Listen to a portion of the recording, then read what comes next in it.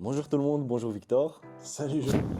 Donc aujourd'hui dans cette petite vidéo, j'ai décidé de te poser une question qui va être comment développer une patientèle fidèle et gérer l'instabilité des rendez-vous. Ok, bon, c'est une thématique, je pense que j'ai déjà eu pas mal de petits messages de personnes en disant tiens, comment ça se passe pour faire en sorte que les gens, par exemple, n'annulent pas ou faire en sorte que les gens reviennent. Je dirais que le plus important, c'est la confiance. Le premier aspect, c'est de créer une relation thérapeutique. Parce que quand les gens ils viennent, il faut vraiment...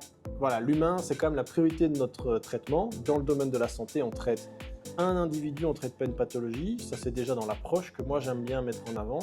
Maintenant, dans un second temps, il faut faire vraiment transparaître cette valeur en discutant avec le patient et en disant, voilà, moi, je t'accompagne par rapport à ta problématique. Et donc tout cet encadrement qu'on peut mettre en place, pour moi, le fait de créer une relation est important.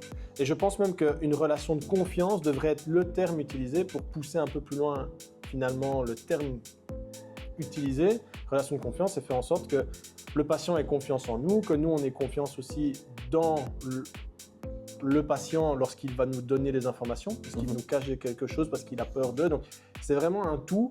Et plus on va avoir une liberté, une confiance qui va se créer entre l'un et l'autre, plus on va pouvoir pousser finalement un traitement de qualité. C'est ça. Et ce traitement de qualité, la personne va dire « Ok, je suis reconnaissant du traitement que j'ai eu parce que je vois vraiment la différence. Ouais. Du coup, si je dois encore faire appel à quelqu'un, je retournerai chez ce thérapeute parce que c'est chez lui que je me sens bien, il me connaît et il est à l'écoute. Dans le « il me connaît », j'ai envie de développer ça après. En tout cas, j'ai envie d'échanger là-dessus.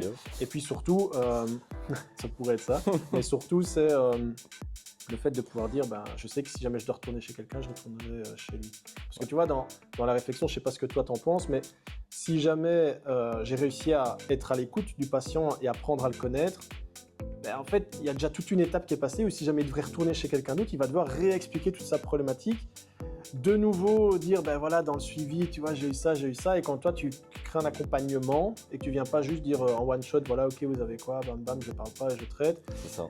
Il te manque quelque chose. Je sais pas si toi, tu es d'accord avec ça.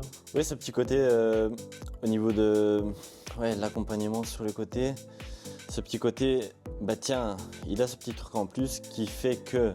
Et puis il prend plus de risques, la prise de risque, on l'avait abordé dans une précédente vidéo. Le fait que le patient ne prenne pas de risque en soi, il connaît ta valeur, il sait que chez toi, il y a cet accompagnement, il y a cette valeur, il y a ce contenu global qui fait qu'il n'y a aucun risque, il se dit ok voilà. Et par la suite, en même temps, tu fidélises ce patient, mais s'il y a un problème dans sa famille, il va dire écoute, va chez lui, c'est une valeur sûre. C'est ça. Alors du coup, ça me permet de penser à un truc, c'est que il y a une importance du coup pour le thérapeute de délivrer toujours la même chose.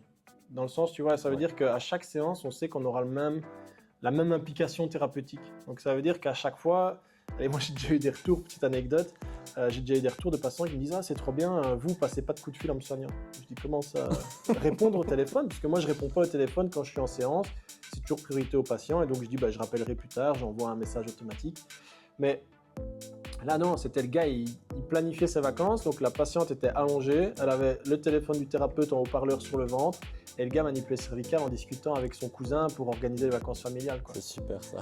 Et je me dis, mais comment tu peux dire que ça a de la valeur, une approche où tu es en train de planifier tes vacances alors que le patient il vient pour être soigné chez toi, et donc normalement tu es censé donner 100% de ton être à ça, et on sait que c'est une difficulté parce que quand tu as des problèmes personnels, etc., imaginons tu fais des travaux chez toi, c'est très bien que ça te trotte en tête, mais l'objectif c'est que pendant ta séance ce soit pas là, quoi. Ça peut arriver parce qu'à ce moment-là tu dois être focus quand même, le patient doit sentir, personnellement quand je vais chez un thérapeute, j'ai ce besoin de sentir qu'il m'apporte de l'intérêt, qu'il s'intéresse à mon problème, à ma problématique, et qu'il essaye d'y répondre au mieux.